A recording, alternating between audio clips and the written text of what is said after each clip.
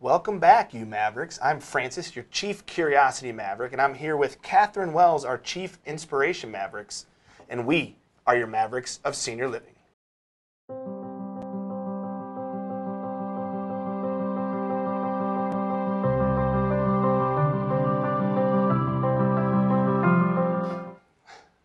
Hey everybody, we're really excited to be here today with Kris Geerkan. Kris is a graduate student of the Masters of Health Administration here at MSU. Welcome, Kristen. Thank you. Kris, sorry, we're calling you Kris. Yeah. Thank you for having me. Yeah, so we're excited to talk to you. Today we're going to talk about a program called Changing the Narrative. And we talked with Karen Brown about this back in August on a podcast. There's been a lot happening since August, and it's only, early November. So there's been a lot of things happening. So we wanted to talk with you about changing the narrative. Let's start with, what is it? Okay. Changing the Narrative, Colorado, is in partnership with the Next 50 Initiative and the Rose Community Foundation. And it's essentially an initiative that focuses on ending ageism for Colorado and ultimately nationally or internationally. And so that's the broad campaign that we have on ageism. And then what I am focused in on with my capstone program for my MHA program is on the same page, which is part of Changing the Narrative, and on the same page is conversations that are intergenerational about ageism. And so that's what I'm working on. Excellent. Can you kind of tell what is intergenerational? What does that really mean to you and to the narrative? Intergenerational means every age that could have a conversation, and how the age that you are has impacted your life, and how people may have it. So what ageism means is stereotyping about age. And so what experiences have you had where age has been an issue for you, or where you feel like you've been judged because of your age? So it's not about older or younger, it's just any age. So that's a great point. So for our listeners and viewers out there right now, share your stories or the challenges that you guys might have had around that ageism, whether it's in the workplace, right, or at home even. Let us hear those and put them in the comments right now, and we'll begin to be able to talk about those later in the show here. Yeah, and tell us what you think you might be doing that might be ageism that you aren't aware of. See if you can start thinking about that, and we'll dive into some of that. Because before we started, Kathy and I probably used about 15 different words inappropriately. Yes, not bad words, not the four-letter words, just words that changing the narrative is really trying to raise the awareness around and change the conversation that we have. So let's start with this. So this is a Colorado initiative, but I understand it's reaching much farther than Colorado. So tell us about that. So On the Same Page campaign initially began as the focus would be 10 days of 100 conversations about ageism in an intergenerational context. And so we put that out there, and it's gotten it's far-reaching. Italy, England, Canada, and France, you said? Yeah, France, Trinidad, Tobago. That's awesome. Then we've had states from Alaska to Maine to Florida and all states in between that have gotten in touch with us to find out more about what we're doing. So it's clearly ageism is an issue for people all over the world. Worldwide. And intergenerationally, it's affecting everyone. So it's something that we need to talk more about. And we'll share all the, Kathy was our fantastic model to hold up our postcard here. Thank you. And we'll definitely share all the, links and PDFs so you guys can join the movement, because there really is a lot of traction on how we use our language when talking about, what's the right word here? Well, right. I know. I find myself stopping Talk now. about age. Right? Just age in general. Because I kind of catch myself because there's a couple of words that we're going to talk about later that you really want to try to begin to figure out how you use those, because it can really are they appropriate? Are they appropriate? Yeah. And why do we use them? So this right here it's 10 days of 100 conversations. That was the challenge that Janine had. Janine is the head of Changing the Narrative. Yeah. And that was the challenge that she issued. And really, it's gone beyond that. It's exploded so much that it's no longer 10 days, right? It's an ongoing campaign. Initially, it began as the 10 days between October 25th and November 3rd. Okay. But we've had so many people interested in it, but weren't able to arrange or organize a conversation to happen before November 3rd. So we've gone beyond that, and people can do this at any time. And we've even created a new registration page to do this in 2020. So we have people all over that just want to do it, but they don't have the time frame to do it this year. So that's okay too. So Excellent. And so what is a campaign? What does it mean to participate in this? Okay, so you would go on the Changing the Narrative co.org website, and then you'll see the on the same page graphic, and then you can go into that and register. And the way that it's structured is that you can choose how you would like to sign up, and you can host within your organization, like say your team, you want to have a conversation with your team or your company. It could be a private event that you would host, and you would just invite your friends or neighbors over to talk about ageism. And another way is a public conversation where you could host in, say, a coffee shop and invite just the public. It could be a public event. So there are different ways that you can create the setting that you're looking for. And once you've decided the way you want that to look, I'll email you the toolkit. It's a facilitator toolkit, so you or someone you know will be the facilitator of the conversation. And we provide everything you need to do this well. So can anybody be a facilitator? Do you have to have experience in the industry, or who can really kind of take ownership of that? Yeah, anyone can facilitate this if you're comfortable to do that. The toolkit it looks like this. It's many pages long, but, but it has everything that you need to know on how to do this. It starts off with, there's 3 video links that we send you that you could send to the people that are coming, and that's like a prompt for a conversation to start once everybody's together. There are activities like icebreaker activities, and then a list of different prompt questions for the group to get the discussion going about ageism. And then there's a call to action at the end to get everyone thinking about how could I change the way I think and speak about age, and commit to something in the next 30 days that you will do that changes your behavior. Wow. And one of the things we asked Kris at the beginning of this was call us on it, because we're in the industry. So there are terms that are used in the industry all day long. And they're entrenched in our vocabulary, so we need someone to call us on it. So I'm looking forward to you catching us on some of those. So to participate, you might want to be a host. You can host at an employer's, your own personal host, a public host, and you'll get a toolkit. You'll have all the information you need. You invite people. Or you could just sign up and participate in one of these conversations if you're just curious about it. Right. And let's talk about why you might be curious about it.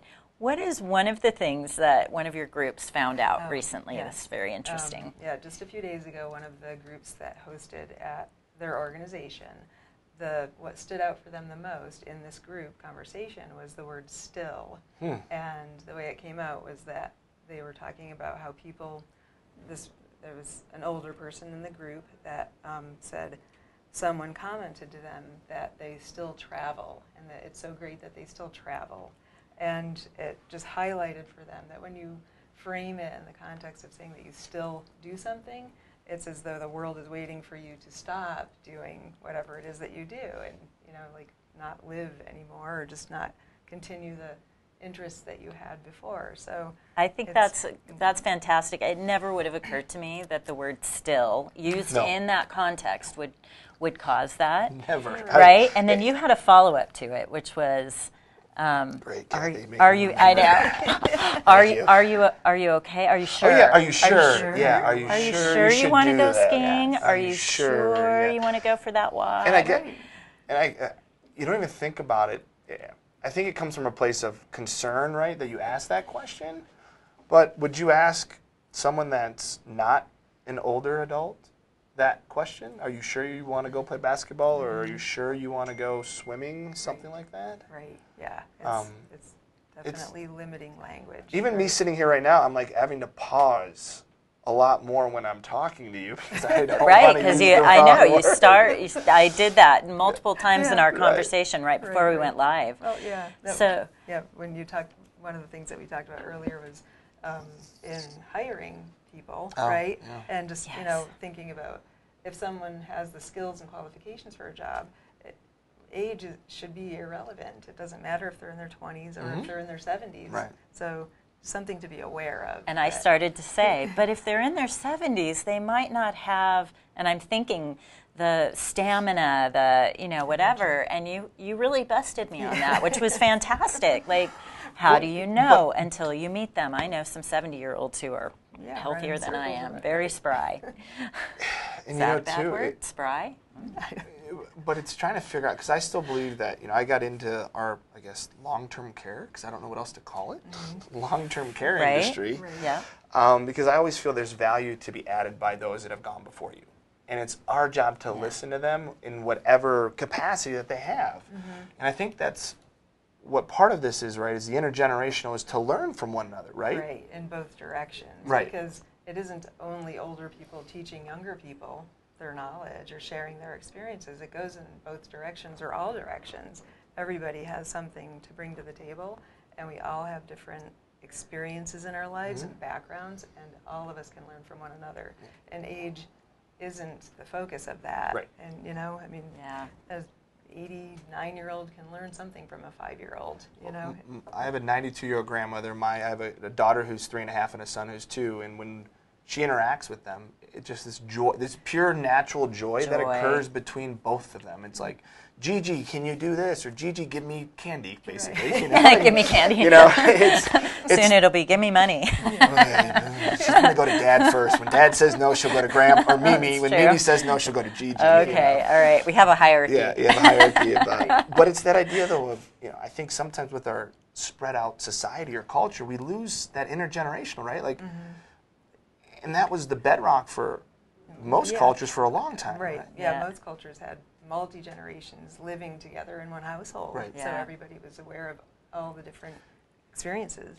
I was at a Aging Well in Jefferson County meeting last night, and they said something I hadn't heard before. Have you ever heard of lasagna generation? No, I have not heard of that. Have you heard of that? No, but I'm wondering if my mom fits that. So what Karen, who is Karen Stewart of Jeffco, said, lasagna was her. She had her parents and her grandmother, layers. And then she had her children and her grandchildren.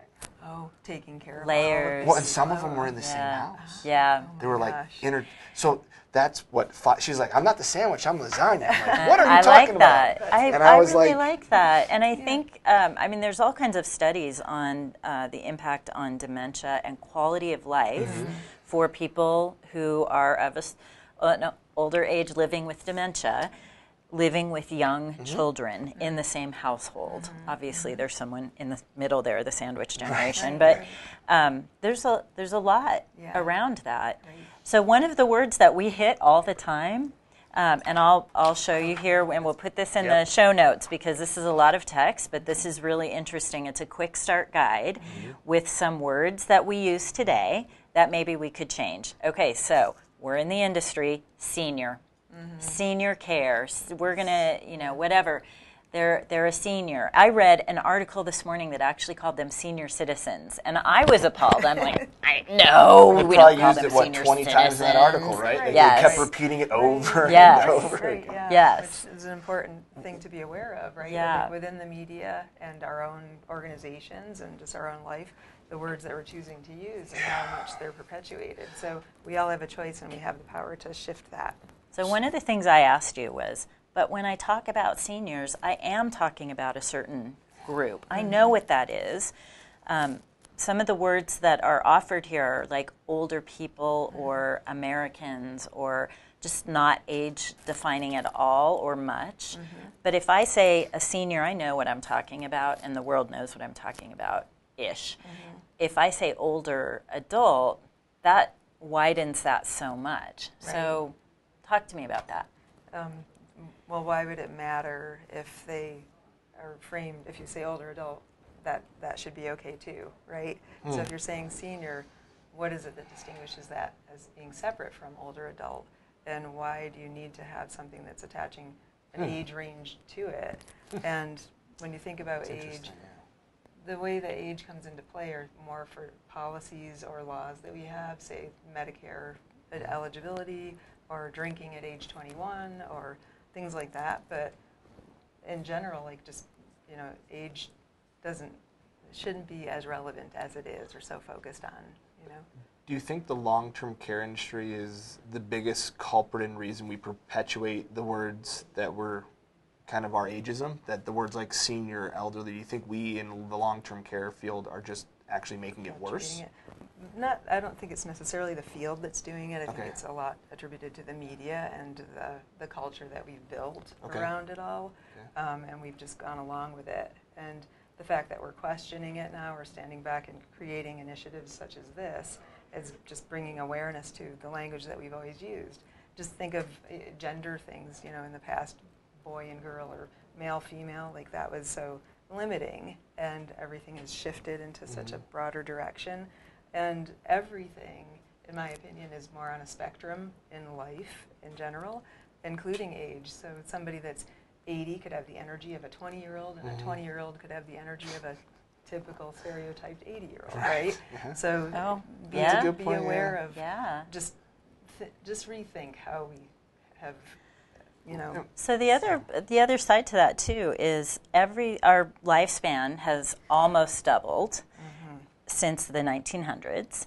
And if that is the case, then what's happening is each season of our life is elongating as well, which I've been told is one of the potential reasons our 20-somethings still live with us at home, because even adolescence is elongating just a little bit. Midlife is elongating. People are having children later. We're aging a little bit later. And then there's the whole idea, which we've talked about on some of our podcasts, of our lifespan versus our health span. How long are you healthy versus how long do you need some extra care, which is the industry, the long-term care industry.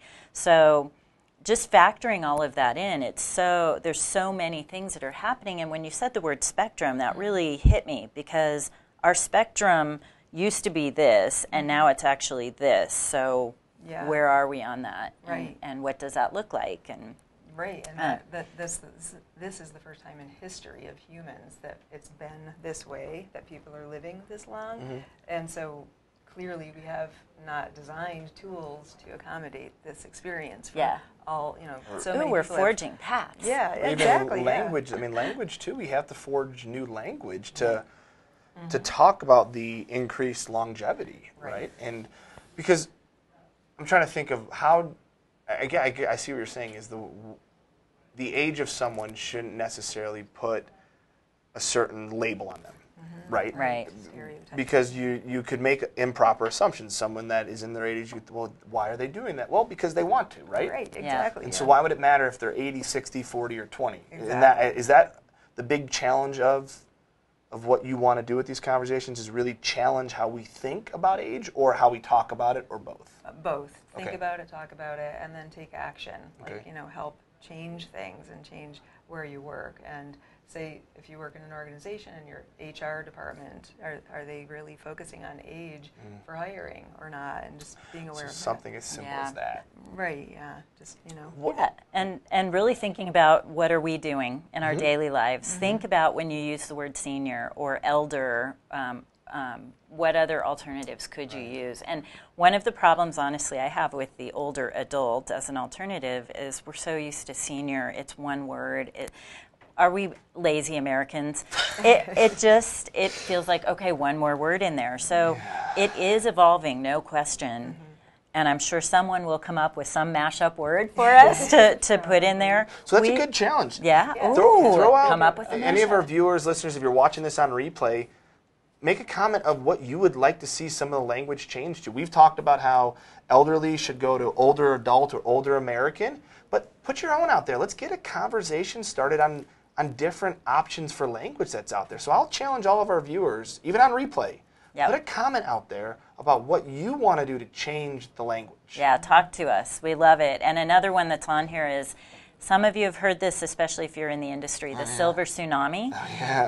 Strike that from your vocabulary if you use that. I've certainly used it in the past, and I make sure that I do not use that. That's one I'm very, very on top of, because when we spoke with Karen Brown on the podcast about this as well, she said, I come from a geology background, and if there is a tsunami, people are dead. This is not, this... And what Amy told us when we did the podcast with Dr. Amy Dorr here at MSU, which, by the way, we're here at MSU. What is MSU? Can you tell her? Metro State University. Thank you, Metropolitan Of State Denver. University of Denver. Because where I come from, MSU Thank is you. not a good word, and that's Michigan State University. Here They're a big we rival, go, so I'm see. going to throw that in And there. I got And we're none a of big, this sports thing. a big go blue, so out there. So, oh boy! Now we got yeah. some people riled. Yeah. I love it. I love it. So when we spoke with Amy, she talked about the fact that we all talk about this big wave of baby boomers coming, but it's not a wave. No. It's growing and it's staying. So this is not like a big tidal wave that's going to come and go away. Right. And there are 10,000 new baby boomers turning 65 every single day. And if we know anything about baby boomers, they will change the world. They did in the 60s. Right. They're going to do it now. So things are definitely going to change. So, Kris, what's one of the big things you want to challenge? You, either personally or professionally, what's one of your things you want to challenge that we want to get out to the listeners and viewers? With this, well, I would love to see everyone register to be a part of this and learn more about what we're doing and hopefully facilitate a conversation or join in and participate in a conversation and just start to become aware of how much more we all have in common, and it's not about what age you are, and just look at people as individuals and see what is similar or different or what you can learn from each other and share between one another, and not judge people based upon what age you think they are, you know. That's important. That's awesome. And to not make pay attention to your wording, your choice of words, and don't make yourself wrong if you mess up. Yeah. Just, okay, well, maybe that's a word I want to change. Let's get curious. Let's make sure that we get curious about what we're doing and try new things. Yeah. What do you think we can do with our editors and some of those? Have you guys reached out to some of in the media, like the editors, the ones that are really reviewing the language, because that's where it's going to be the most prevalent, right? Is change for language will occur, newspapers, post, all that stuff. Right. How is that going? That would be more on Janine Vanderburg's side to do, right. but I know that she's very aware of that, and we are connected with media sources and putting out there as much as we can and as much as they will accept our information about what we're doing and how we're trying to change the language and help the media learn.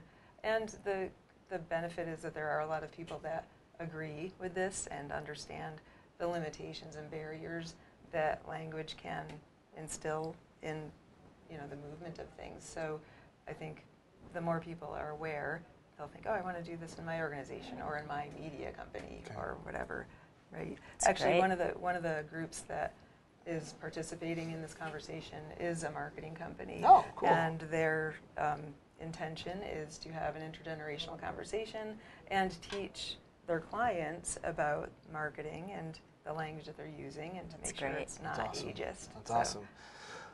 That is great. So where can people find more information?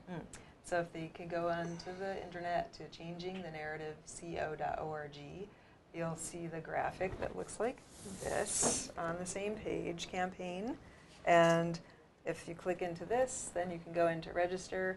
Once you've registered, then I will know about that, and I'll get in touch with you and find out what you'd like to do and how you would like to be involved with this initiative.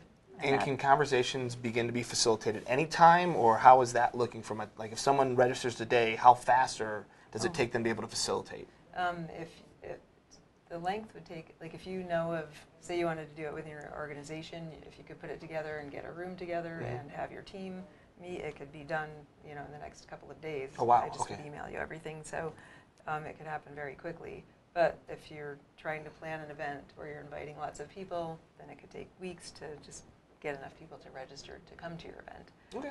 And to get the exposure for it, right? Yeah. So let's take this from a Colorado conversation to a worldwide conversation. That's my challenge for you. Yeah. Because this isn't just going to affect local, right? It affects the entire globe. Because everyone hopefully is aging, and I personally believe we need to look at aging as a gift. It's a blessing to be able to get older. It's not this negative, right? This negative. Our culture has created it to be in a negative context, and that's sad. And we do the same with our millennials. We say that millennials are a certain way, but and that's not accurate either. So it's a lot of assumptions I think are made across. We make a lot of assumptions. So that's the idea. Question your assumptions. Think about what you want to do to make a change. See what you can do today to make a change in your language. And so we challenge you to come to our website, Maverick Senior Living. We'll have all this information up there. Join our movement, but more importantly, jump on Changing the Narrative. Become a facilitator or get involved somehow to really have an impact on our language. Yep. And we will put all the information in show notes in the comments, so please take a look. But again, we want to challenge you guys to come up with some different words.